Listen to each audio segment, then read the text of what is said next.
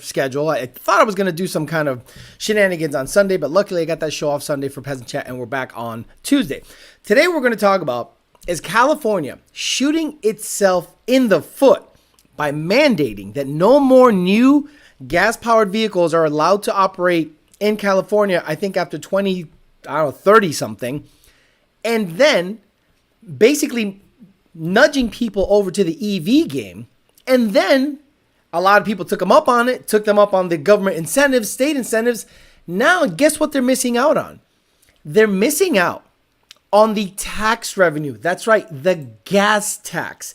They are now in a mini crisis because they've realized that the push towards EV, a lot of people took them up on it. And all of a sudden, they're like, wait a minute, they're not buying gas? Correct. And each gallon of gas is taxed, I believe, 50 cents or so, and a little less for diesel, if I'm not mistaken. And now California faces a budget shortage. Now they're going, wait a minute. Now that more people are going towards EVs, they're not buying gasoline. The gasoline is not taxed, or there is not as much revenue as there was before because everyone's going over to EV stuff, and we're losing out on that money. And you know what their fix is? Their fix is to charge EV owners per mile that they drive the car. Could you imagine at the end of the year, or let's say after 2 years that you have to register the vehicle again, you have to then say how many miles are on it? And the mileage, let's say if you go from 10,000 to 30,000 and you drove 20,000 miles in those 2 years that you own the vehicle, they tax you on each mile. Welcome to California, assholes. Good job. Good job staying there, living there, supporting that shit-ass state. I can't believe people still live there. We're also going to talk about Mr. Heemeyer. That's right, Mr. Heemeyer, killdozer himself. If you want to look up the documentary called Tread, this gentleman was sick and tired of being fucked with over in Granby, Colorado. Local governments had it out for him. He couldn't really get ahead. A humble guy with a muffler shop and some welding skills decided to take matters into his own hand and destroy the town and get retribution, showing that one man with a welder and a bulldozer can cause a lot of damage. We'll talk about that and many more things, but not before Mr. Bill O'Reilly says hello to the people here. Okay. We'll do it live. Okay. We'll do it live. Fuck it. Do it live. I'll write it and we'll do it live. Fucking thing sucks. It always sucks. Oh my God, I didn't center this properly. Let's center properly. That's right. DNA High Performance, DNAHighPerformance.com. DNA High Performance, the online parts house of talking shit, peasant chat, and YDBT Daily. Caliber transmission, 3160s. Get them while they're hot for Mach 1s, Dark Horses, and GT250s. Stage 3 3160s are ready to go, and Stage 3 MT82s and D4 MT82s and TR6060s. LMP, late model performance of Maryland. Gonna be dropping off the Corvette Friday or Monday. Had to get a ride height sensor on the Corvette. PMAS! Nick James and PMAS! The best cold airs on the market. I don't even understand why anybody buys any other cold air on an NA Mustang. Parts Farm, the people that could sell you all the used parts you want.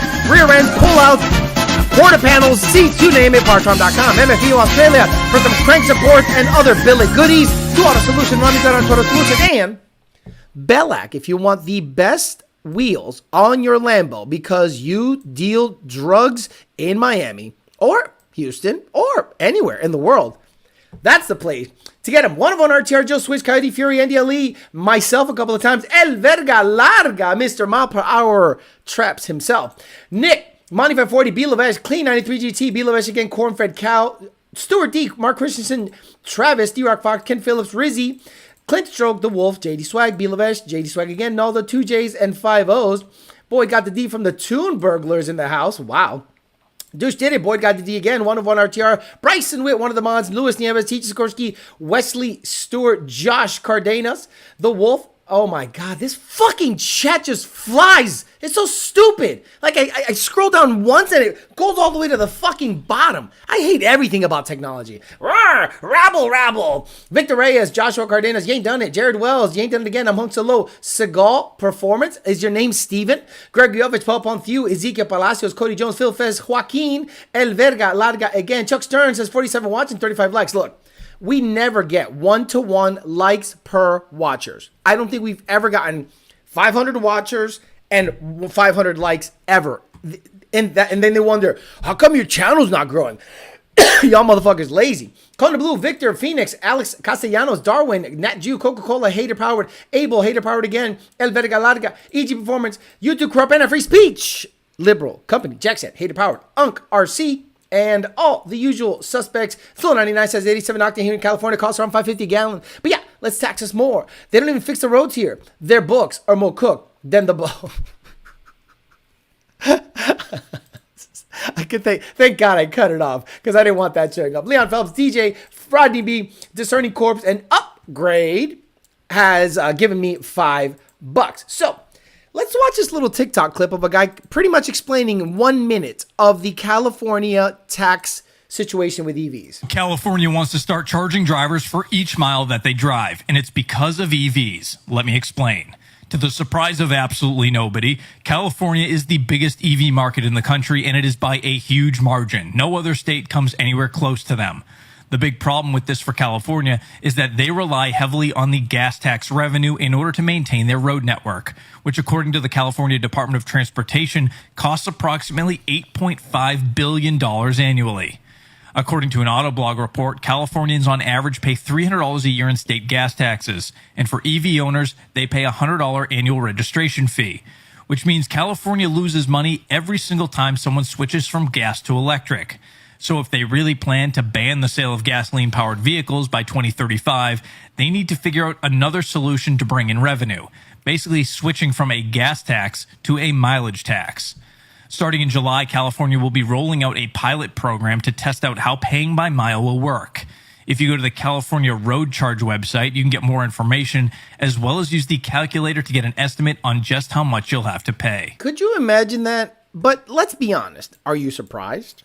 Are you surprised that a government agency all of a sudden did something without understanding what the unintended consequences might be of forcing people away from gasoline? You need gasoline. You need gasoline. You need petroleum. You need crude for every fucking thing. So limiting it, taxing it, doing anything to it, you are literally shooting yourself in the foot in terms of thriving, in terms of the economy. Okay, construction goes up, food goes up, travel goes up, everything goes up when you fucks with the petroleum. To me, that shit should be sacred.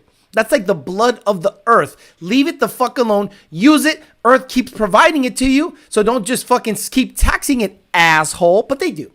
So the unintended consequences are people with EVs are going to get fucked. So now there's going to be people that say, well, that's really easy. All I got to do is register my car in Montana.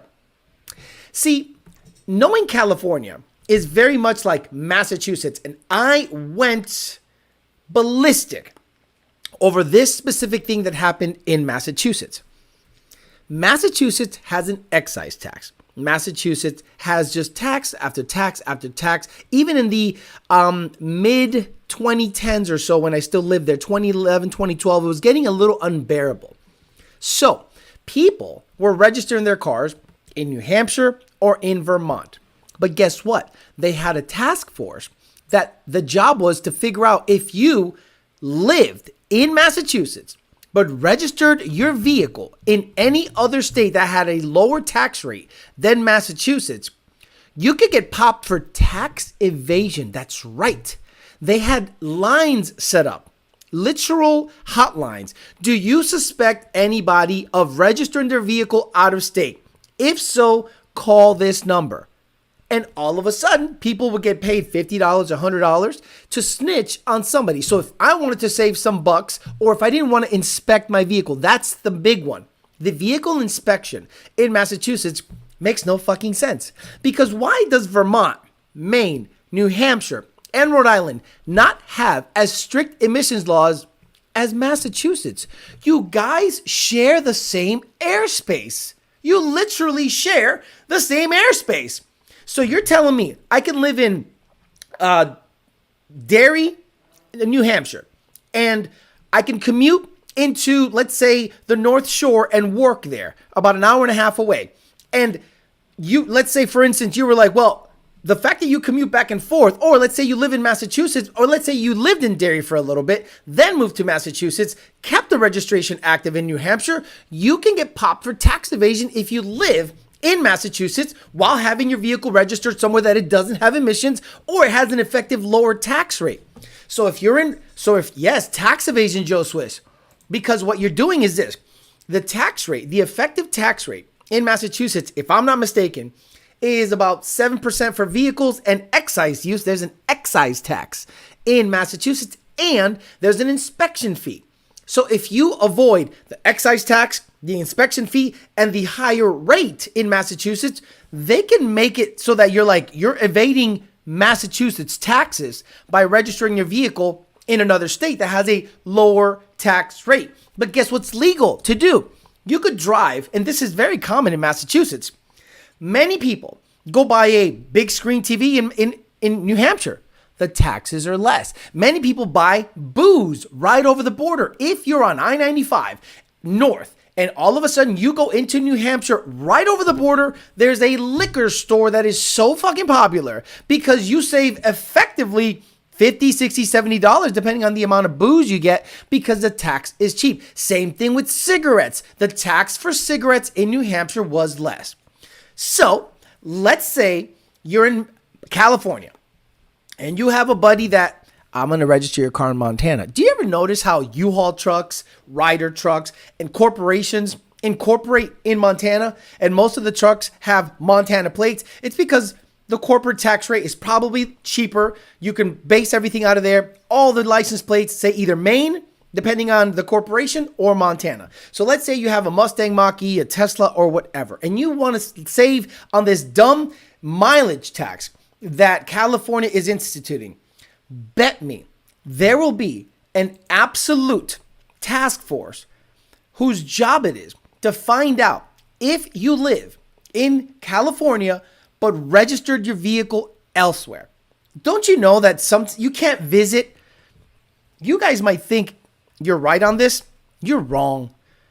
If you have, let's say, a car registered in Florida, the tint is legal here, right? Let's say 15% is legal here. You have FFE, and you drive clear across the country because you want to visit your buddy or a chick you want to bang in California. A cop could pull you over and give you a ticket if the vehicle is too loud, if the vehicle's tint is too dark, even if your plate says Florida. They don't give a fuck. They will say, well, you're here. So what are you supposed to do? Every single state you drive through, you're supposed to configure your car per its laws. They don't want anything modified over there. So they'll fuck with you. So imagine what happens if you're evading taxes. If you say, I'm going to take my Mustang Mach-E registered in Montana, save about $2,000 a year. And then they're going to say, yeah, I'm watching you. I see you. It's in your driveway. It says Montana. We have a task force. We have a phone number. People are, Karens are everywhere. They're going to go, wait, my neighbor has Montana plates on their car. They live there. They just have it registered there. I think they're evading taxes. There's snitches everywhere. There were snitches in Massachusetts nonstop trying to pop people for registering their vehicles in New Hampshire. I guarantee it will happen. Bro, look at this crazy video from Two Clowns Trigger Society. I don't care. Joshua, you got to understand. You are doing their bidding. You are sharing silliness. Why do I want to give anybody shine if they're doing dumb shit? Bro, you got to understand how the internet works. You are sharing their thing. I don't give a fuck. So I think that's going to be a problem. Now let's talk about Mr. Heemeyer real quick. I'm just going to read the first paragraph of the Wikipedia page just so you guys understand who this gentleman was and what he means to people like, I don't know, freedom-loving individuals. I only learned about him later on, about 5 years after it happened. I saw it happen live on TV, but I didn't understand the circumstances behind it. And then the news were making it seem that he was just a psycho. But at the end of the day, he was a guy that was sick and tired of being fucked with. And he was like, you know what? I'm going to take it out on the people in the town, which I don't condone, but I understand. Marvin, let's read it together because some of you can't read for shit. Killdozer, Marvin John Heemeyer, Born October 8th, 1951, died June 4th, 2004, was an American automobile muffler repair shop owner who demolished numerous buildings with a modified bulldozer in Granby, Colorado in 2004. Heemeyer had various grudges against Granby town officials, neighbors of his muffler shop, and the local press and various other citizens in Granby over 18 months. Heemeyer secretly armored a Komatsu D355A bulldozer with layers of steel and concrete. On Friday, June 4, 2004, Heemeyer used the bulldozer to demolish the Granby Town Hall, house of the former mayor, several other buildings. He killed himself after a bulldozer. The bulldozer became stuck in a hardware store he was destroying. No one else was injured or killed, in part due to the timely evacuation orders. Now, everyone here talks this talk, and I've seen people... I think a lot of people on Facebook that live on Facebook get their news on Facebook, and if it didn't happen on Facebook, it didn't happen. They are just now realizing things are fucked up. I am blown away when, again, I go on Facebook once in a blue, and it's just to keep the messenger active, and I just do the group chat with Lund Racing. That's it. And, my profile is open. I don't really have anything to hide, and you can see whatever you want. You don't want to see, whatever.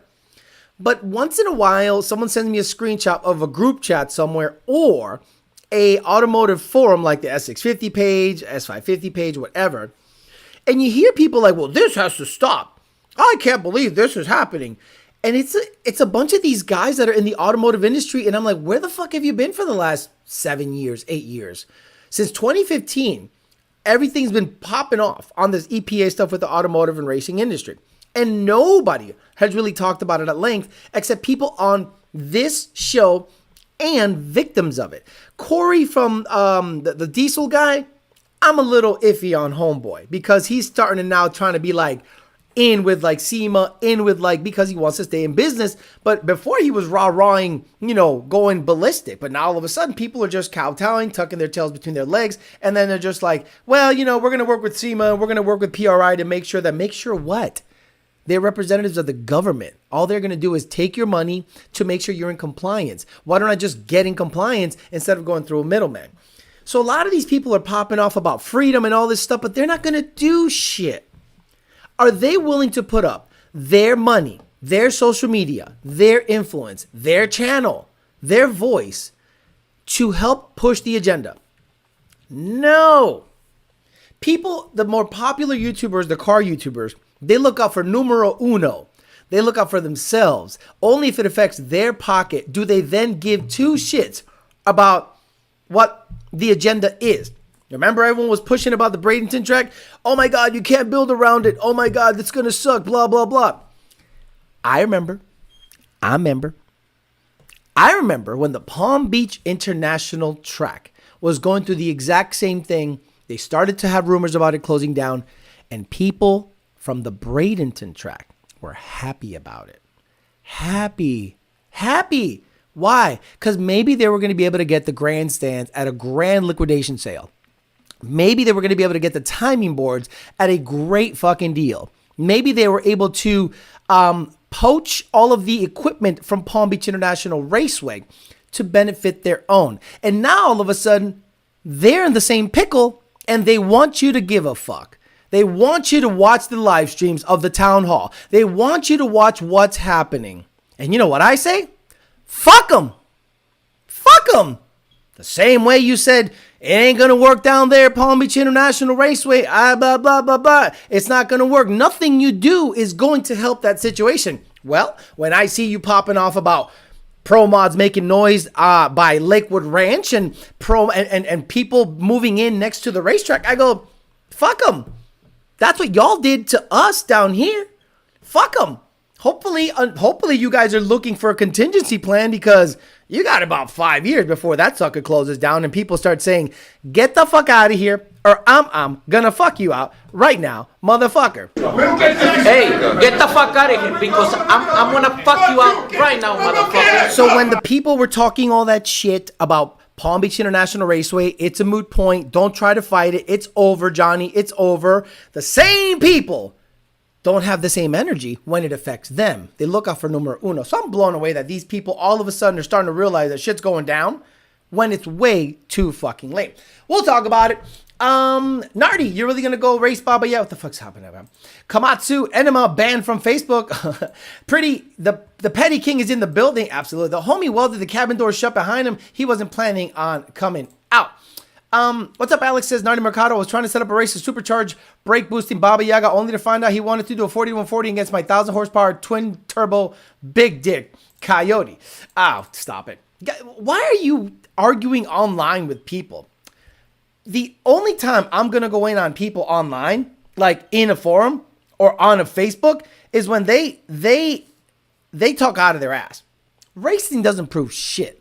Racing just proves that, you know, this guy against that. Racing doesn't prove a goddamn thing. Honestly, just I beat you, and then what? Then the copium happens. Then all of a sudden they start saying, well, you know, of course you beat me. You got 300 more horsepower. Throw 400 pounds in the trunk and make it fair. Racing is not the way to settle anything. Boxing is. Boxing. Forget racing. Say, let's fight. Let's set up a fight at a YMCA somewhere. 8-ounce gloves. 3 rounds. 3-minute rounds. And we'll see what's up. No. Y'all motherfucker racing. It doesn't do anything. Let's ramp up the party some. John Lund, what's up, brother? He says, well, I'm bored. What up, everyone? Elver, new day. Let's go. El Verga Larga had a bad couple of days. Paragon says, another tuner's a bad tuner. 2 months and my car still runs like shit. Funny thing is, I went to a local track. 2 guys said the same thing. According to a certain cam manufacturer, a tuner in Florida has way more experience than everybody at Lund.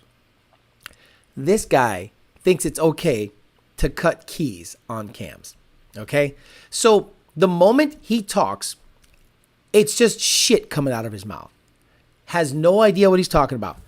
Who has more experience in a Florida tuner versus Lund than me and the Lunds? The Lunds went through that shit. Been there. Done that.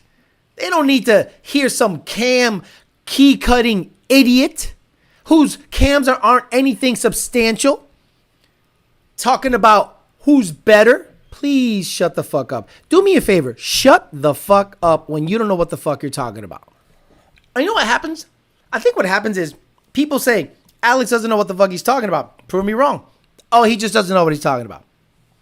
Then they start talking about DI. Street beefs, exactly. FGJ says, there's a video of Baba Yaga getting his ass kicked on YouTube. I don't know who he is. I don't care. I don't have a dog in that fight. I don't have anything against him. I know that he came on this chat and he said some dumb shit. John, tried what? John, if you want to spice things up, John, you got to start talking some shit. We got plenty of things to talk about that we can stir things up. You got decrees. You got government stuff. I mean, you have to make the show happen, not me. Just here for the hot dog water, more boxes, and Diddy finally became a member after sitting on the sidelines for a bit, says Nick Nair. Just bought my E85 LRX setup today. Let's go. My car runs great with a Lund tune. That's all I got to say. Bet it runs 9s with 5 passes within 5 passes with Alex's help. Well, we got to make sure your axles don't explode. Slow99 says, there's a reason the Grey Goose ran a certain number after switching engine builders. So that's a good one. That's a very good one. Now, Breadman isn't talking shit. I got a $12,700 engine in pieces. That proves to me that homie doesn't know what the fuck he's doing when it comes to engines. But this is the problem, right?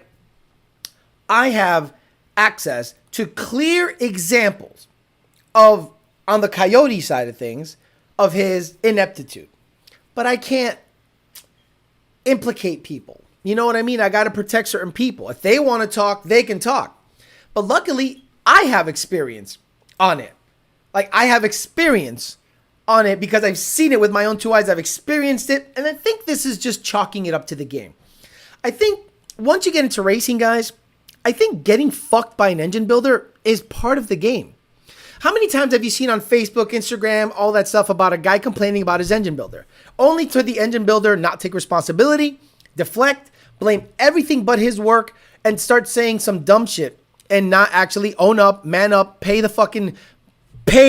refund the person's money and say, I fucked up. Because this is what happens. If he does that, he has to do it to everyone else he fucks over.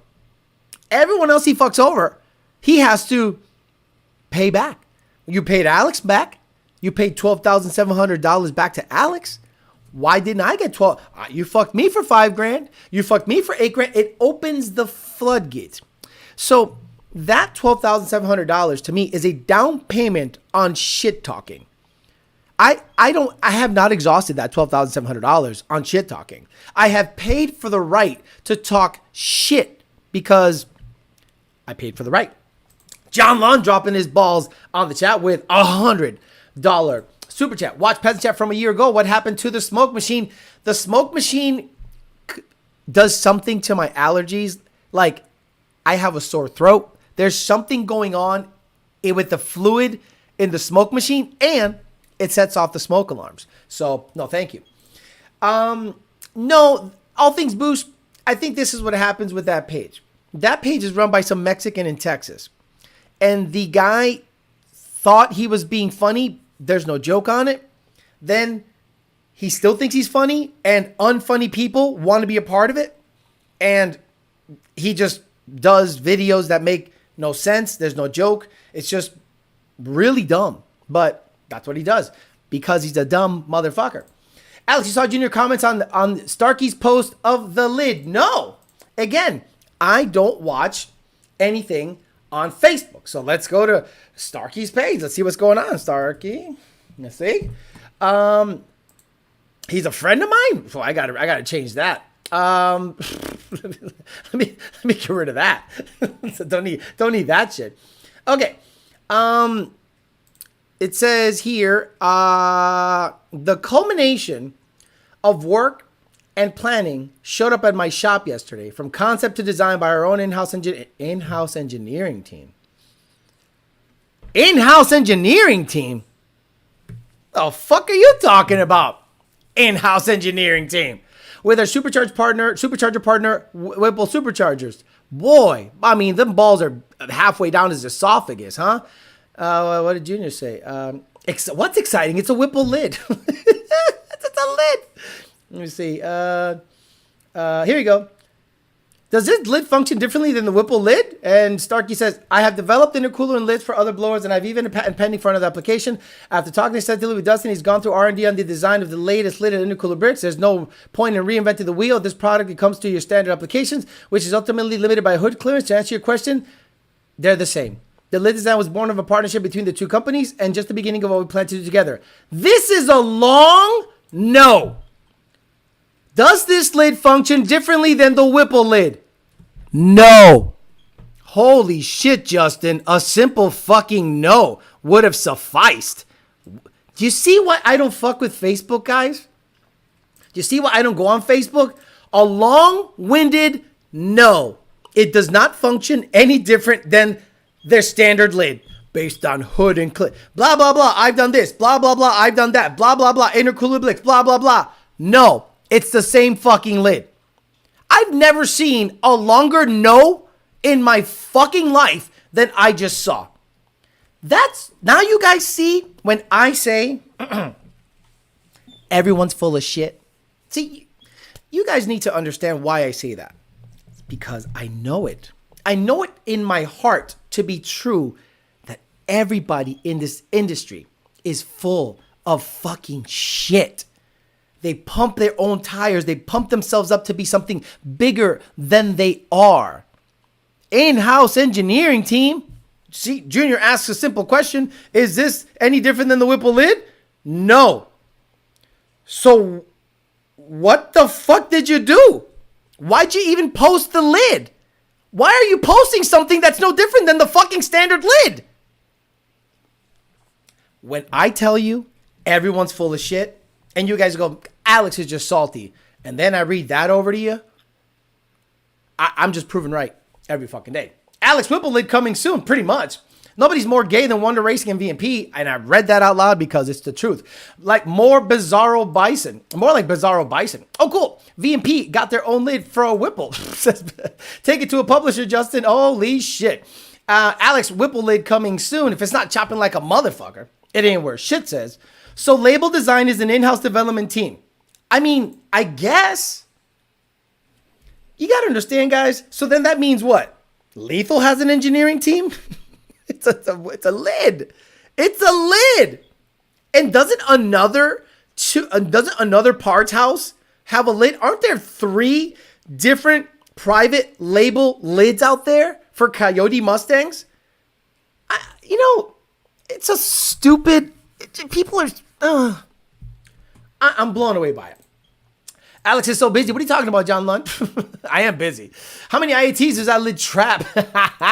I'm at happy hour, Theo, but I'll give a listen to work tomorrow. Thank you. I appreciate that, brother. What do you think about the Vortec kit for the 21, 23 F-150s? Should I just wait for ESS kit to make? Look, you got to understand, ESS to me failed me on the truck kit.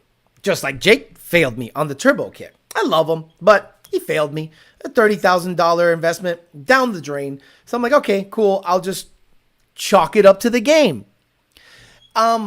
If Vortec has a kit for a truck, to me, that's cool to like have a daily driver. And maybe if you want to party on the weekends, pulley down and do the thing. For a truck, you want torque, especially if you are dig racing. You want to get out of the hole. You don't want to rely on a centrifugal being extremely lazy. One of the craziest things I see out there that in the ticket system that blows my mind is people go, I don't get it. Why is the ESS kit so lazy under 5,000 RPMs? And this is when I tell you guys, this is why I have to make videos like how PCV systems work, why to get a catch can, why you want to exhaust all pressure from the crankcase when boosted, why you should remove the PCV valve from the breathers when doing open air element catch can stuff. Because people don't understand anything. The gentleman actually said, how do I get torque back? Should I get cams in the thing? Cams will give it less torque. So you got to understand, like, the vast majority of the buying public on the Coyote side don't understand engines, don't understand how centrifugals work, don't understand what camshafts do, don't understand anything. So when you guys go, Alex, why are you saying things that we already know? Because the 70% of people that don't know might learn something. And I get it. My channel sounds like I'm talking to dumbasses, but there are people out there that still to this day think I don't know what the fuck I'm talking about, but are right now taking a cam key and making it half its size to get 2 or 3 degrees out of the adjustment on the cam shit. Okay, those guys say I don't know what the fuck I'm talking about. Okay. It is different than Whipple's lid. It has a different picture. Will the new lid give me some more miles and hours? PD for a truck. Always PD for a truck. If you're going to get a truck, in my opinion, no supercharger should be considered unless it's a twin screw or TVS. Positive displacement supercharger for a truck or turbos. Centrifugals, out of the equation. Because what are you going to do? Get a 5,000 RPM stall converter in a truck? Come on, stop it. I can't believe people spend that kind of money and still have no clue what they're doing. No miles and hours, but it'll run more traps. So here's a dumb question, says Hauser. Why does my clutch pedal move forward at high RPMs? What the fuck are you talking about?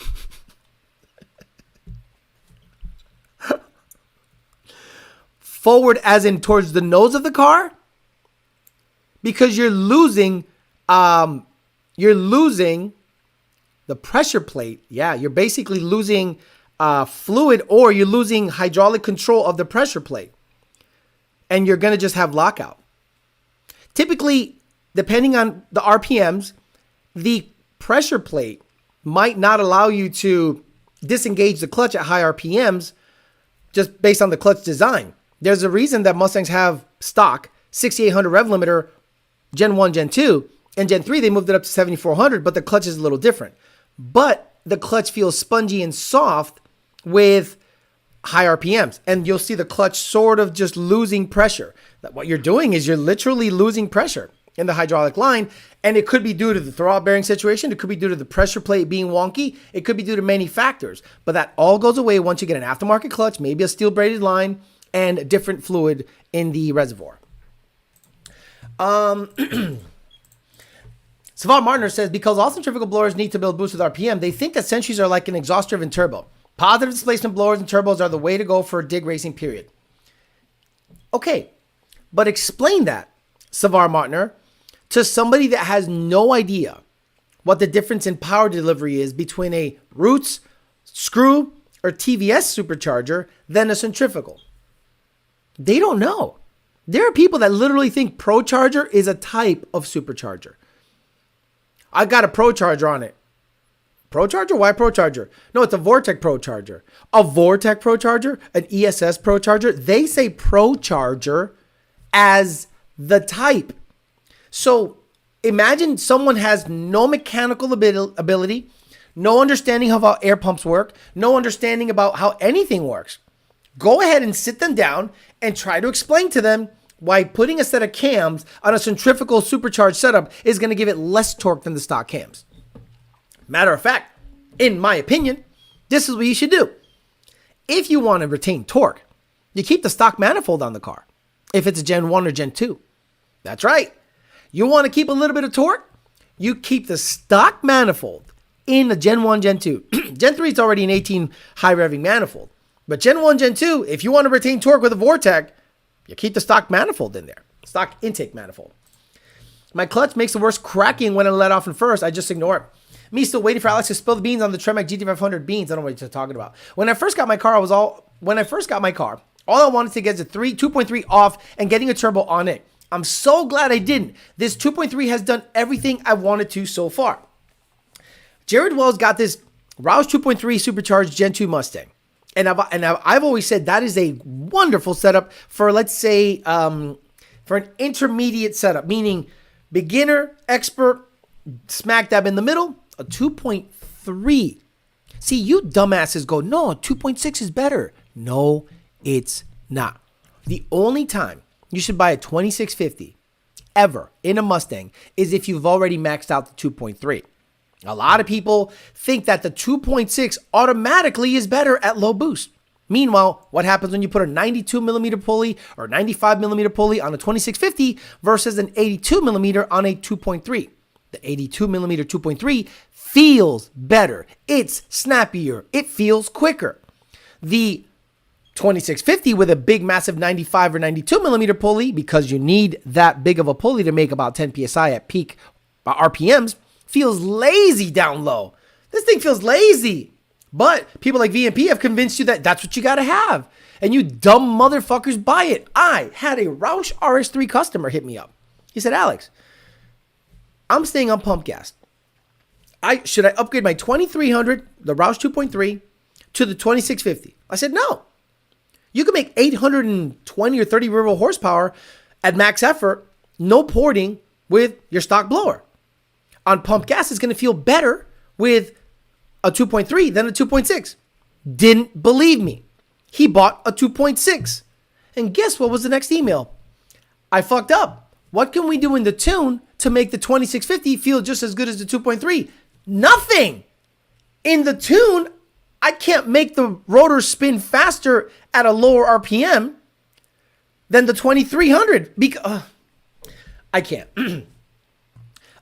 You'd be surprised how many people call Centuries belt-driven turbos. Bro, did you hear the smoke detector beep? Nope, no smoke detector beep here. It's Tony playing around. Thank you. Just wanted to make sure I wasn't crazy. I will get clutch towards the end of the summer. The clutch smells like jelly beans. Bustelo tune. I have a 2014 F-150, a 2024 F-150 looking to make a quick street car. First of all, it's a truck. Whipple kit is what I'll be after. Will there be any way I can get tuned with Lund within the next month or so? Is there tuning out for the 24s? Hey, Zeus, did you want to get tuned right now? Why did you buy a brand new truck? Why did you buy a brand new truck where tuning is limited and you want to get tuned right now? You go ahead and get a Whipple kit on it and run on Whipple's tune. And by the way, I love you. I get it. You're a shop. You want to promote shit. Stop promoting Sunoco E30R. Please do me a favor and shut the fuck up about promoting Sunoco E30R. That is the dumbest fucking thing I've ever heard in my life. A pail of E30? Is that what we're doing now? We're buying pails of E30 when you can literally get the same octane with, I don't know, boostane and pump gas. And this is why I say this.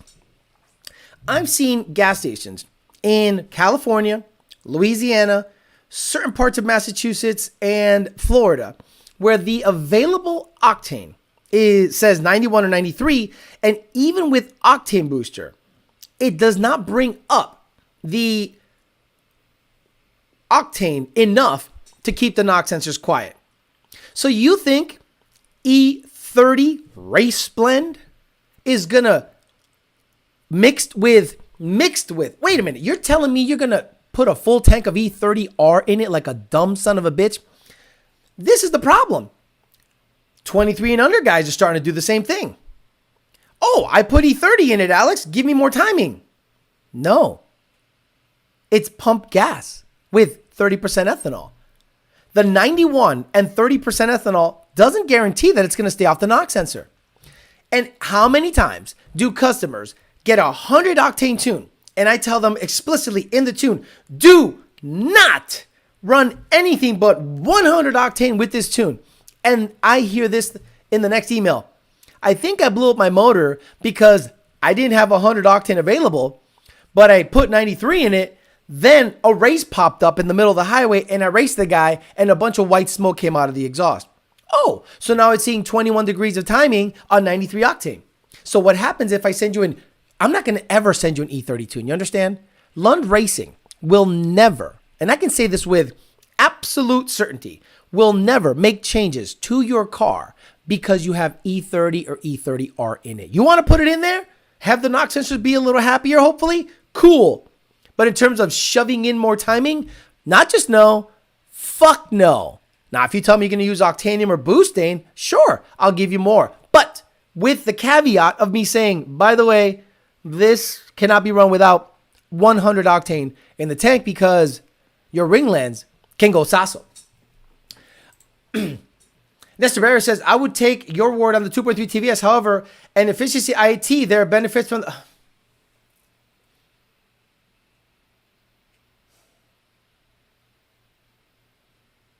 You know, Nardi, I love you, bro. This is on par with miles per hour and traps. I just told you that the rotors spin slower with a 2650 on pump gas than the 2.3 because of the size of the pulley you need to actually make about 10 psi.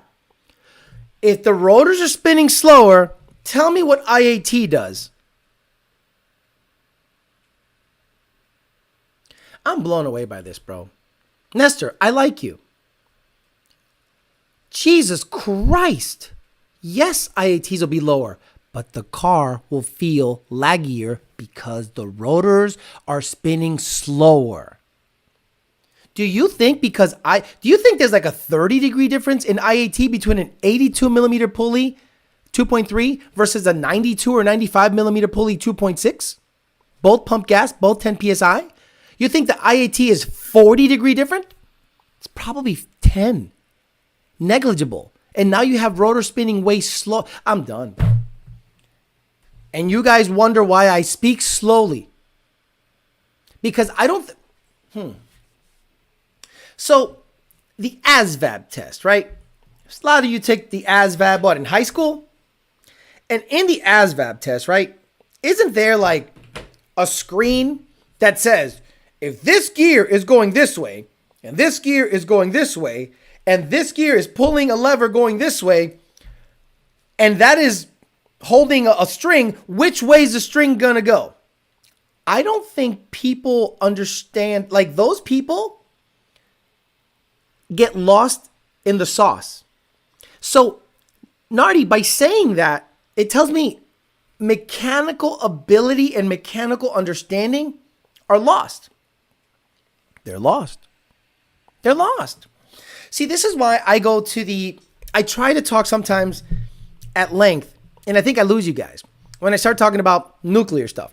I am no expert. I am no smart motherfucker when it comes to nuclear stuff. But there's one thing I know that's happening in the Earth's core right now. A nuclear reaction. So, if there's a nuclear reaction happening in our fucking core, and it's slowly shedding its fuel and making its way to the Earth, would that not make sense that some of the byproducts of that nuclear reaction being filtered through the layers can theoretically be crude oil? There is one material that is made when it can only be made when there's a core issue at a nuclear power plant called corium. It can only be made when the nuclear power plant is melting down, right? So let's say in some distant future, corium, the byproduct, can actually be refined to be something pretty useful in terms of fuel. So once I start talking like that, I think I lose a lot of you. Bootlegger, ASVAB doesn't have that anymore? Really? No way. Again, I'm 46 years old, so the ASVAB, I was a 17 or 16. And, you know, gears this way, gears that way. So people must have been failing nonstop. Thank you, Anthony. The elephant's foot. I love you. People that know about the elephant's foot. David says, I work in IT and some people are very difficult. People try to argue the stuff they know nothing of. Props to Lund for dealing with it. So there is, how many of you got the LRX? And you got it early on. And then you were syncing logs to the cloud. Alex, I synced the log to the cloud. Okay, came through, blah, blah, blah. And then one day you got an update. And in the update, people have a box that shows up. And it says, with this new update, cloud syncing for logs is disabled. In order for us to see your logs now, you have to download your logs to your computer by going through these steps, A, B, C, D. Wouldn't you know it? People saw that window and just ignored it. Ignored it. And they emailed me, logs synced. No, we have pushed an update. The update now requires you to download the logs. Why'd you do that? Because 85 to 90% of people did not know how to click an update button to sync the logs. Unreal. No worries, dude. Just wanted your input. I'm an engineer. You're an engineer? Oh, bro, he's an engineer. What kind of an engineer? Please tell me you're an electrical engineer. I'm an engineer. I just don't deal in blower. Thanks for dumbing it down for me, Papa. He said he's an engineer, bro. What are you engineering? Beats? Public schools have gone downhill where I've seen some of the basic stuff get dumbed down even more. Did you know helium leaves the atmosphere, goes into space because its density is so low that it punches right through the atmosphere into space? I did not know that. And I think there's a finite amount of helium on Earth. Elver says, hey, Alex, I have a supercharger wine battle coming up. What can you do in the tune for me to guarantee a win? Bryson Witt, ASVAB was revamped to meet the needs of the current enlistment issues. So this is a byproduct of the public education system. I'm not going to lie to you. How many of you went to shop class in high school, right? Woodworking class, machining class. I went to high school and we had archery in gym class. That's right. They give you a bow and arrow and you fucking, you pointed at stuff. Like, I think I was one of the last, maybe 4 or 5 years after I graduated high school, all that shit went away. Woodworking class, shop class. There was a metal class. There was a class about photography class where you had to understand how to develop film. They gave the old-fashioned way where you put it in the water and you're in a dark room and you're sitting there moving the thing around in the water. Bro, it was, yes, archery. We had archery. 1991 to 1995, I went to high school. I had a shop class. Exactly. Alex, what did you think of the Oppenheimer movie was way too long. I think the technical aspect of Oppenheimer was wonderful. The issue with Oppenheimer is people like me we're kind of bored with the blah, blah, blah. Let's get to it. Like, most movies don't need to be longer than an hour and 45 minutes. But now they want to keep you there for 2 hours.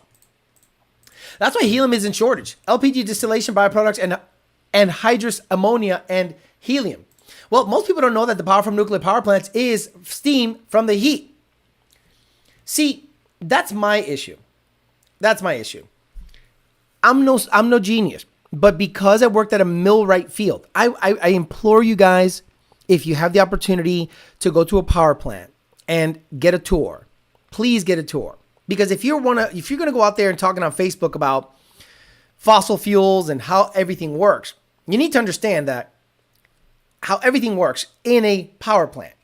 That's why my key cutting knowledge comes from, and I have 10 times more experience than any cam manufacturer when it comes to key drive systems, coupling systems, keyways, fault couplers, Woodruff keys, you name it.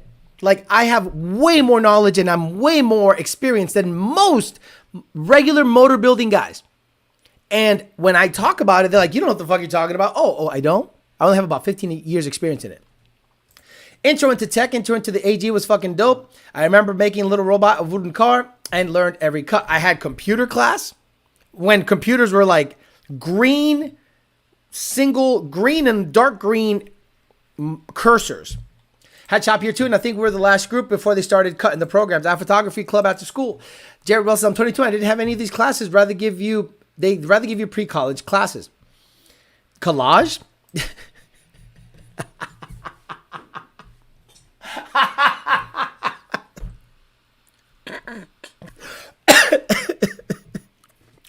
Jared Wells says, I'm 22 and I didn't have any of those classes. Rather give you pre-collage classes. Bondlebird, where's my lid? This isn't 871 talk. It's 2024. We have efficient compressors and good intercoolers. I used to weld during shutdowns for plants. Nuclear was definitely the hardest to get on. I worked in 2 nuke plants for the last 7 years, and I'm an iron worker by trade. Did all the rigging because y'all other trades keep dropping shit. You're right. Rigging is very, very difficult.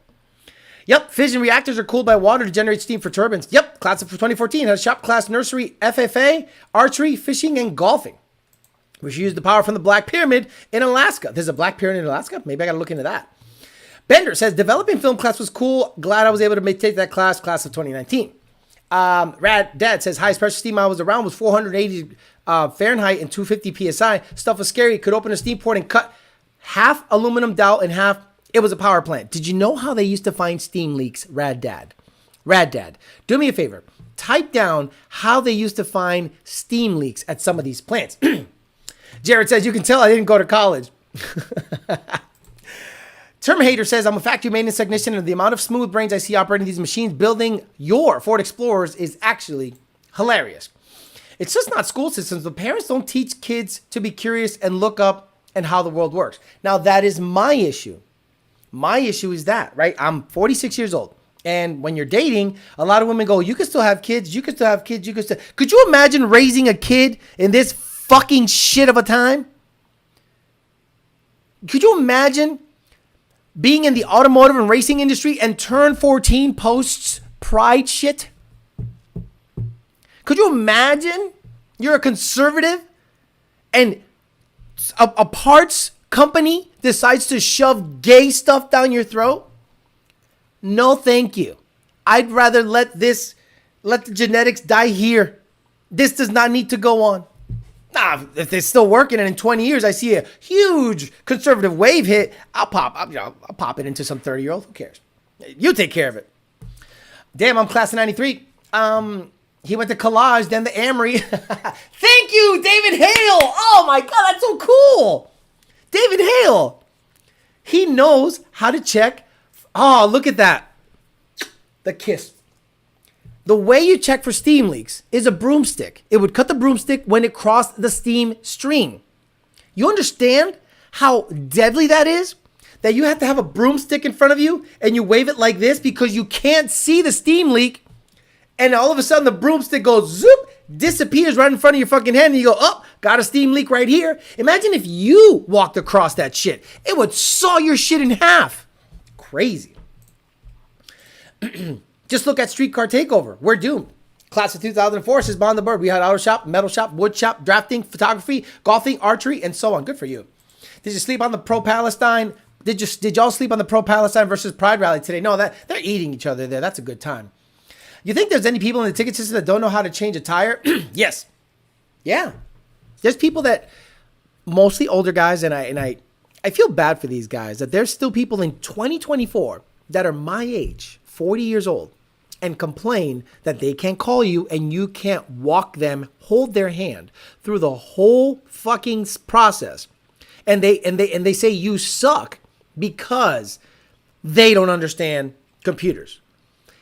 In 2024, if you're buying a tune and you're buying a tune remotely, what do you think happens? You think a carrier pigeon gets a fucking USB stick tied to its foot, flies to your house, goes, puts it in, does everything for you, and then you like send a data log by wrapping the USB stick back around its foot and it flies back to us? No, it's all remote. It's all remote. Every time I tell people what I do for a living, like a girl, they're like, I didn't even understand that that's even possible. Really? You don't call Dell? You don't call Dell once in a while if you got like an issue? And then all of a sudden you go, hello, how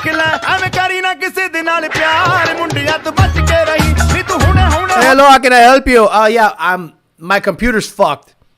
And they remote in, they move everything around, and they go, here you go, you're good. Oh, by the way, we're going to do a remote update on your shit, and it just works. Well, with a device, all you have to do is plug it into the computer and hit update. Then you take that device, you take it to your car, and you go, flash, programming, load tune. If you can't do that, take it to a shop and let them charge you $300 to do the process for you. That Steam is superheated. Would fuck you up, bloody fuck. There are people that have racing channels that think you can brake boost a supercharged car. Who the fuck said you can brake boost a supercharged car? Did I miss something, Nardi? Is this what we're talking about? You can't brake boost a supercharged car because you can't make the belt spin any faster while you're braking the car. Bro. I graduated in 07. We were the last to get the shop class here in South Florida. Let me say this for the kids in the back. The steam was so hot, it could catch the wood on fire. Steam, wood on fire. People don't understand that. Steam is scary. I saw a steam pump turning a pump. That's right. Instead of an electric motor, Rad Dad and David Hale, the steam pump would turn a pump. And the startup process of a pump, a steam pump being turned on, scared the ever-living shit out of me. No, thank you. We use ultrasonic microphones to find leaks in steam and any other pressurized gas from 100 feet away. Crazy how far things have come. People in the ticket system want you to do everything. They get pissed when you tell them how to go fast. So I think a lot of the Facebook types, cam builders of the world, four valve guys to me, no offense, I think the platform is so retard proof generally that you can get away with murder, because I still to this day see dyno pulls on a Cobra. Look, it made 1,000, and then the guy revs it and there's a huge lean pop sound. And I go, wait a minute, dude, that's not tuned right. Like, look, it made 1,000 horsepower. It barely idles, it surges at idle, and it lean pops when he revs it. But at wide open throttle, makes power. So I'm like, wait a minute. I can make a correlation that dumb LS guys can probably move over to Cobra stuff super easy. The cams don't move, no widebands. It's basically an air pump. And you can just hammer the math, the can't hammer speed density, or just shove Holly on it and vaya con Dios. Right? The Cobra guys, the fast Cobra guys, they fuck with Holly. They piggyback Holly in the bitch and say, here you go. It's a Holly tuning system. So it doesn't matter if it's 32 valve. It doesn't matter if it's 16 valve. Doesn't matter if it's LS. Doesn't matter if it's, as long as you got the firing order and a crank trigger, you can tune it because it's Holly shit. So when I see a Cobra make a pull and somebody that cosigns on key cutting push that video to say how badass their motor is. Meanwhile, after the pull is over, the guy revs it and it lean pops. I unfollow, unfriend, and get motherfuckers like that out of my life. People don't understand how nuclear energy works, so how is it not like, and how it's not like a material that's bad for you, but the neutrons and electrons firing off in such a way that messes with your neutrons. The good old double ear protection. I got anti-lag on that shit too. Gotta make sure I'm at 5,000 RPMs off the 6T roll. Okay. My uncle was in a boiler accident. He bought a 2012 Coopertech with the settlement. There was an accident in Mystic Power Station. The Mystic Power Station in Mystic, by the Mystic River in Lynn. Let me see. Mystic Power Station. Mystic Power Station. I think it was in Mystic. Yep. Boy, look at this thing. Sheesh. Oh, bro, the days of this shit, So this power station was replaced by the gas power station you see on the right. And this was a coal-fired deal. And it had crushers, little crushers to like chop, pop, make the coal as fine as possible for burning purposes. Then they built a natural gas plant next to it. But if I'm not mistaken, there was a huge accident at this power station here where a bunch of people got incinerated. Was there an accident? What year? 2024? No, maybe not. It's either that one of those two. The Cat Boy says, "Hey Alex, I remember you mentioning a remote mounted catch can. Would you be able to go further in depth as to the setup and point me in the right direction, some literature?" Look, the Cat Boys, I love you. You need to understand that I can only guide you to use your brain. Apart from that, there is no kit. So forget kits.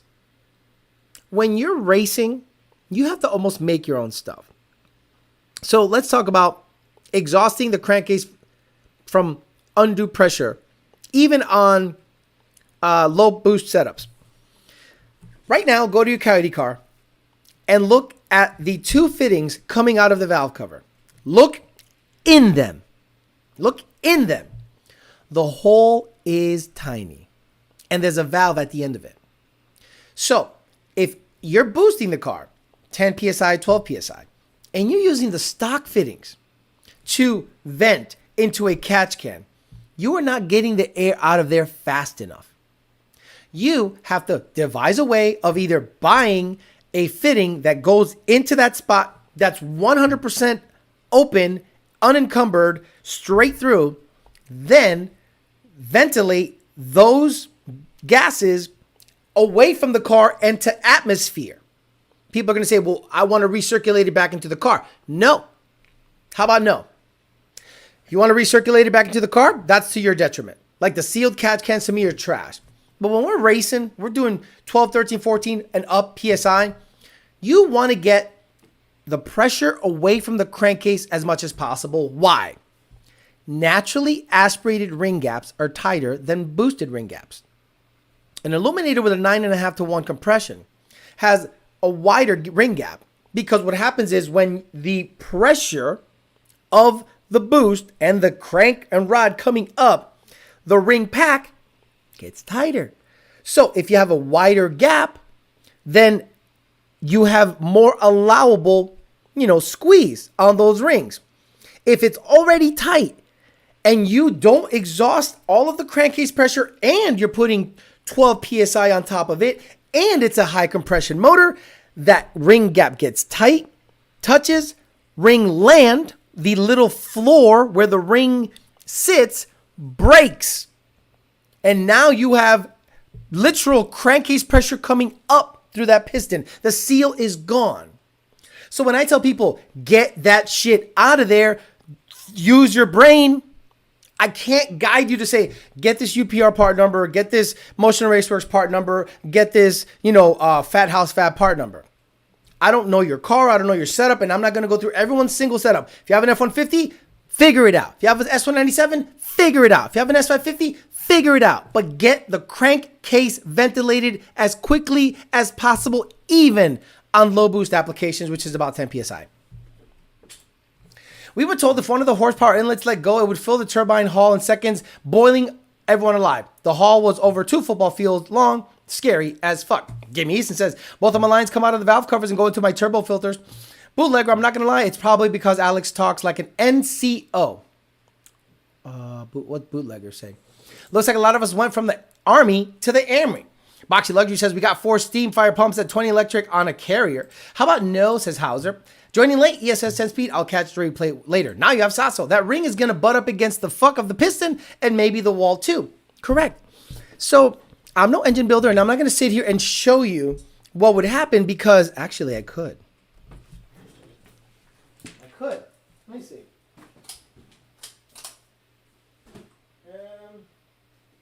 There we go.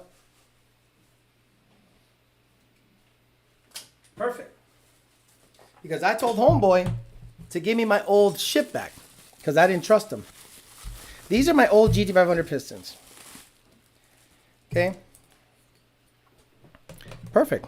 A little show and tell here. And you know, these pistons were in the car for 4 years and the car performed fine with stock chains and made about 1,200 horsepower for 4 years. An old NPR motor, mind you. So right here, if this bottom part, and this is aftermarket, but you see how thin it is here? Right? If, let's say, your ring gap is too tight, and see how there's real no support right there? Let's say, for instance, that guy decides to pop. Look at it closely. Yeah, right? What do you think happens if that guy lets go? Yeah, there's support here. There's support on the shoulders. There's support everywhere else. This is a coating on the piston, by the way. 4 years. This motor was 10-to-1 piston. Badass. I'm going to keep it forever. So let's say your ring gap on a 12-to-1 motor is tighter than on a boosted motor. And you're making it, pressurizing it from the bottom and pressurizing it from the top. You have crankcase pressure from the bottom and you have boost from the top. And you're forcing this piston like this to push, and all the rings are compressing in that bore, and a ring land lets go on a stock piston because the stock pistons are good, but the ring lands aren't really designed to take too much stress. You're going to have issues. So, like, I can't guide you into every single little aspect of your build. Now, if you're on my Patreon, I can at least guide you as to like, hey, maybe this part number will work, maybe this will work, but that's a paid service. But on the chat, I can't sit here and go, hey, this is what you should do. But let's do this because we're all talking about catch cans again. So I'm going to go to UPR site. And again, they don't pay me. They don't sponsor me, nothing. I paid $700 for a bunch of shit. Shop, is it UPR? It's something else? Buy UPR products, uprproducts.com. So let's go Catch Can. They're probably loving this. Their site works good. Okay, so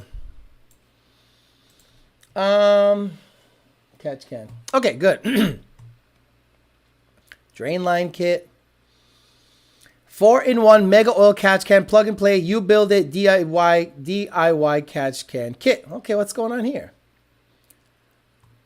Okay, 4-in-1 mega oil catch can and plug and play kit. You build your own catch can. Yeah, but I need the fittings. Let's see if they sell some fittings. You need to have like that little PCV delete deal. I would not do this like an oil separator. No, I would do a catch can that vents to atmosphere. None of this separator bullshit that goes, none of that stuff. We're going to get the oil. We're going to get the fumes out the bitch. Boy, that's what sucks about sites like this. And nothing against them, but like, I just want to see like your catch cans. Catch can. Does it whittle it down by something else? Let me see. For 793, 15 to, there you go. Perfect. 15 to 14 catch cans. Oh my Lord. Oh my Lord. I can't catch can. There we go. Jesus Christ. Oh fuck. No sealed stuff. No sealed stuff. But this is the problem, right? We're living in the EPA era.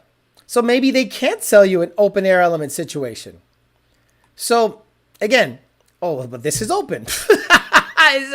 That's the problem. Like, I just want a 2-in-1 big, massive vent to atmosphere deal.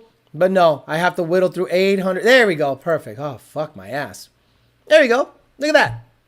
But the problem is the fitting that they go into, right?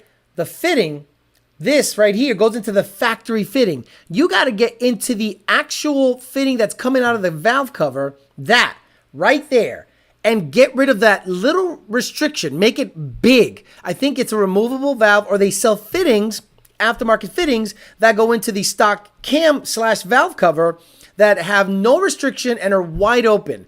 That's what you should do. Something like this is a good idea. 2-in-1, big, massive, just out the car into this thing, and you're good to go. And I've explained why it's beneficial. So there you go. I've said it about 1 billion times. DNA says, hit us up for your UPR Catch Can needs. So go to DNA High Performance, and they can set you up with a Catch Can setup. Texas Speed long tube headers worth it for... Oh my God, no. Can you do me a favor, Coyote guys? Stop shopping at Texas Speed. Please stop shopping at Texas Speed for your motor, for your headers. Stop shopping at Texas Speed. If you want a quality header, Ultimate Header. But Alex, it's too expensive. Okay, then buy cheap shit Speed Daddy headers. Go ahead, I don't care. Like, you really think this channel is going to be like, yeah, buy $1,000 Texas Speed shit-ass headers. No. This channel is not the channel that's going to say, yeah, no big deal, just get them. They work. Doesn't have Ruro 2s. It's all good. Bro, Ultimate Header always. Jamie Easton says, Alex is right. If you don't get rid of that fitting, it will not flow the crankcase efficiently. Trust me, I know. Just spend another $800 or so and get Cooks. You can get Cooks, American Racing, or Ultimate Header. I prefer you get Ultimate Header. Ultimate Header. But Cleet said, look, again, I love Cleet. He's a good businessman. But zero knowledge. Zero knowledge. Look. Let me shut up. Because there's a lot of fucking Cletus lovers here. A lot of closet Cletus gawkers here. Cletus has airplanes. Fuck you. Guys, taking you guys to the fucking bank, bro. Came over from Street Alpha, and I love it here. Thank you for dropping all the knowledge and roasting fools on your for our amusement. We, the peasants, thank you for your service. Thank you, 5150 Cappy. Okay, that's why I'm asking. I'll stick with the good stuff. Stick with the good stuff always, brother. Make your own out of PCV. Cooks are the poops. JC Whitney, LTH F-150 headers are great. Like, when people say, like, what's happening now with Cletus's audience, right? Gen Z is stupid, but they grow up a lot more quick. And I think Cletus is stuck in that late millennial, early Gen Z type. And then, like, young Gen Z and Alpha generation, they're like, we don't watch this shit. So that's why he's doing all airplane shit and all the other stuff. But I'm just like, why would I, if I didn't learn shit about cars with Homeboy, why would I learn shit about flying from Homeboy? Unless it's just like a channel of like, look at what I got. Like, to me, that's cringy, right? Let's say I made it, guys. Let's say I made it. Let's say this channel popped off and 500,000 subscribers, 1 million subscribers, which will never happen, but whatever. And let's say this channel is making $100,000 a month. I would never in my life buy things to show you my nice things. I would at least try to teach you something. I would never buy like something lavish because one, I didn't come from that, but two, it's douchey to kind of show your audience, look at my shit, like an MTV Crib situation. I think it's weird. He's a character, not a real person. Knows what sells, dummies, grass, patches, exactly. Bro gives me the ick since Yellow C7 videos. Only person I support is Alex. Lund stickers all over my car. Thank you, Jared Wells. I like watching Cletus talk slow, sound slow as fuck. Alex, was your old millwright job unionized? No. So I was one of those guys that would come in as a contractor or a subcontractor to a company to do the job that the company didn't want to pay unionized labor for.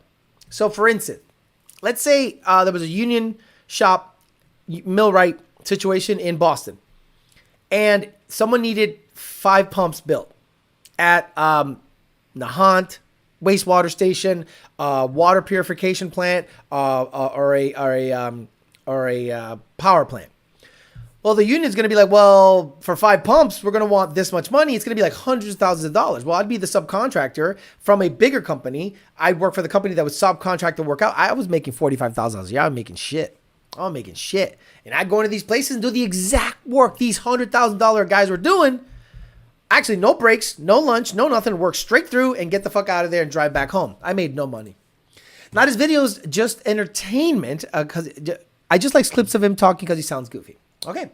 Salvador says, DNA should put together Amory kits based on what Theo recommends to make it easier to purchase for the peasants. Hey, DNA High Performance, that's not a bad idea. You should put an Amory section. And in the Amory section should be ID injectors, should be UPR catch cans.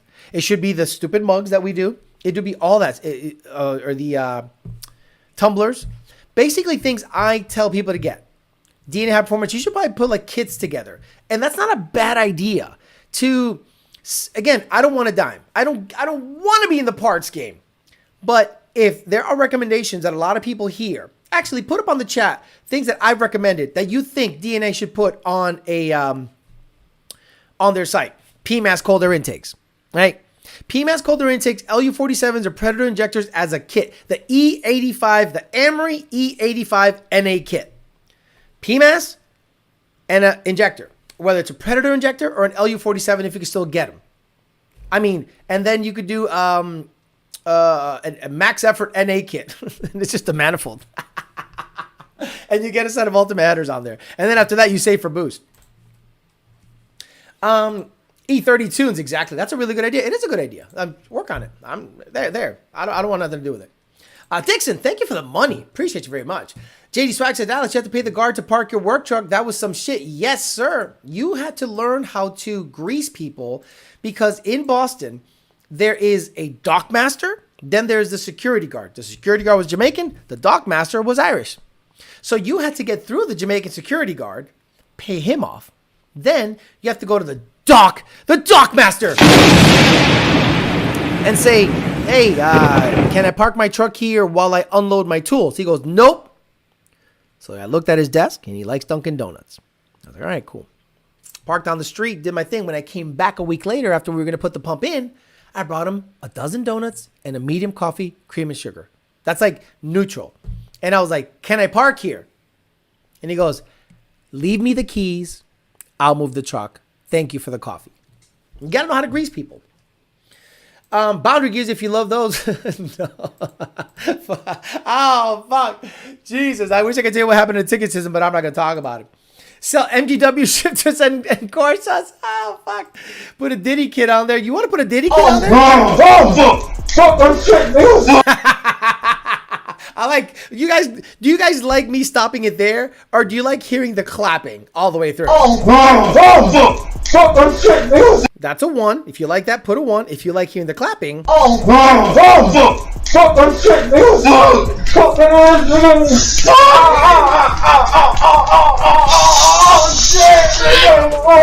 Put a 2 if you like hearing the whole clip. It is so loud in my ear that I hear every clap. It's disgusting. UPR suspension in Team Z.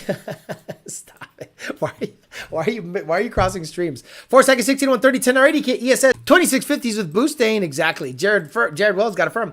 Amory E85 kit. NA kit. Love it. Exactly. Makes me wish, he said, Torque Storm, laugh my ass off getting out of work people. So people like the whole clip apparently. Zeros. The Wolf said, I don't like any of them. I think they're both really bad. So people like the 7 clappings. People like the clapping. So a lot of people like the whole clip. So yeah, from now on, I will be playing the whole clip.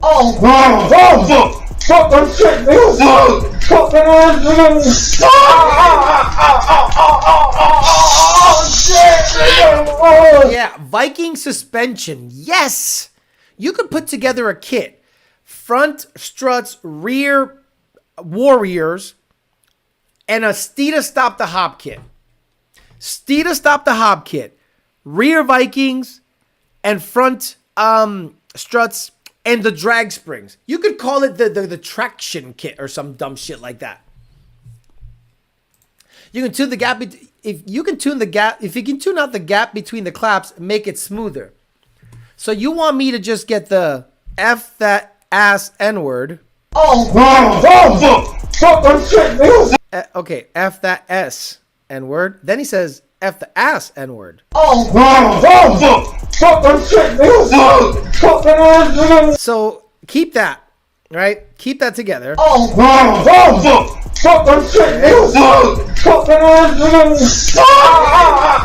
I no, you can't get rid of it. The claps come right after he said F that ass N-word. YDBT track. YDB track. Oh. YDB track. Bro. Everything from build vids, exactly. Call it Lund tracks. I'm okay calling it Lund tracks as long as the Lunds are okay with it. What's his mile per hour on the clapping? He's wincing through the clap down. That's nasty. Gay, you even play it. It's the best clip ever. Like my second favorite clip is Canelo really honing in his English. Or did that? He tried to steal money, and he's a fucking asshole. That's what I say. He's a fucking asshole. He tried to keep the attention for him, not for Munguia. He's a fucking asshole. He steals his fighters. That's what he do. Fucking pussy. Motherfucker. All right. You want, I'm here for you too, motherfucker. He's so good. I absolutely love that Canelo learned English. Bro, Skin Labs has no idea. Amory track. DMAS. DNA should put shops.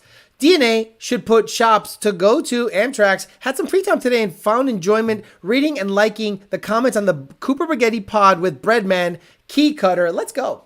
Let's read some of those comments and end the show. So you let's go to the Cooper Spaghetti podcast. Cooper Spaghetti. Cooper, what is it?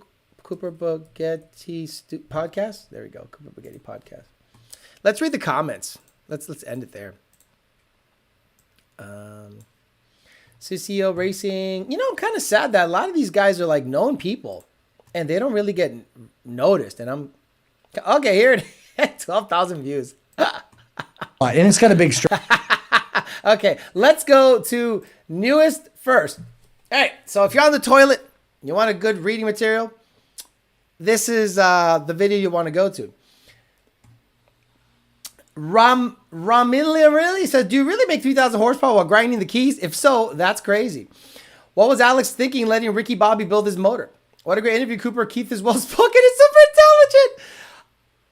The Maniac 50 says, I can honestly say I learned absolutely nothing of value from this podcast. Pretty rare to listen to a whole 2-hour podcast with an expert in quotes and not learn a damn thing. The Manic says, these comments are wild. I personally do all the work with my car myself, so I don't have to worry about questionable work being done to it. Can't trust anyone. Okay. Okay. This guy is related to Turby. I think I might buy some rods and pistons from this guy, Amory. Mr. Lightning says, to everyone slamming this guy about the famous messed up motor out there, do you think someone running deep fours with a 5.4 in a pretty heavy car might actually know a little something? No. And maybe there's a side story that you're not getting? No. Just asking. No, there is no side story. Y'all are not disappointing in the comments, says Ruby50. There's a key cutter in the flesh.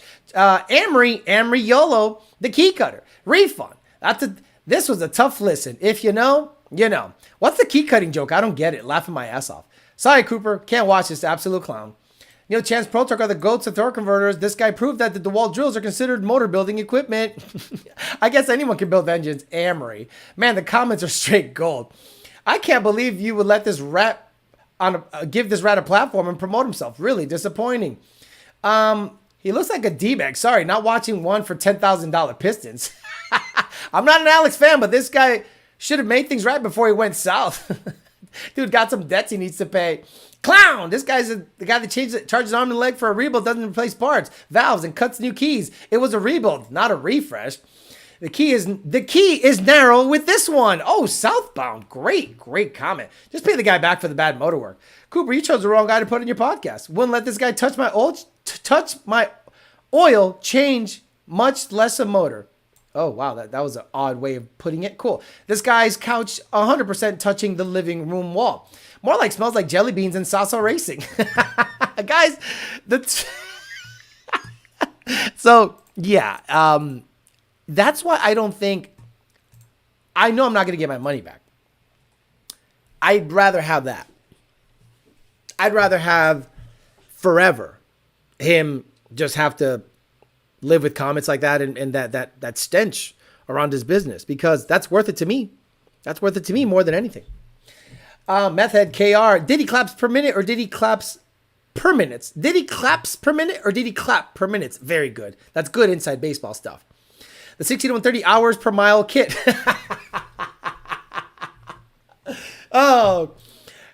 California might be charging tax by the mile soon. I already covered that. Nardi Mercado says, Blow, literally sitting in the truck with Bluetooth on and a bunch of Mexicans just looked at me crazy as fuck when the Diddy clip came on. And reassemble. There's comments to drop. This is the new Bumble Swipes. Read the comment section. Man took that money to fly to that interview. Those views about to skyrocket from all of us looking at the comments. That's okay. Next one needs to be the comments on the FLKA episode. Honestly, he doesn't mention me anymore. He's smart. Just stay the fuck away, bro. Like forever. Because, I'm not going to get fired or anything from the Lunds, but, I understand that I can make life difficult for my employer. My employer doesn't need me going out there and causing more controversy than there already is. And honestly, the controversy is just by exposing pieces of shit in the industry. Like, that's the controversy. There's complete companies, like big $1 million companies I haven't gone in on because I work at Lund Racing. I don't want them to catch any stench, because all you need is one litigious guy to just do stuff, and then the Lunds will be like, Alex, you need to calm the fuck down. Alex, for my 350, I'm getting an ESS Gen 3X kit. I remember you said with the dual pumps, you can do E85 with 1050Xs. Would you just do a fuel system to stay at 700, 800 horsepower? Not at 700 horsepower. Dual BAPs, 1050Xs, fucking 10 PSI. Because remember, 10 PSI on a 350 is probably like 11.5 on a Coyote, because the heads flow better. So like a 120 millimeter pulley at 8,000 RPM is probably going to be close to like 10 PSI. Maybe a 115 on E85 is going to be close to 11 or 12 PSI. That's 800 horse. Bam.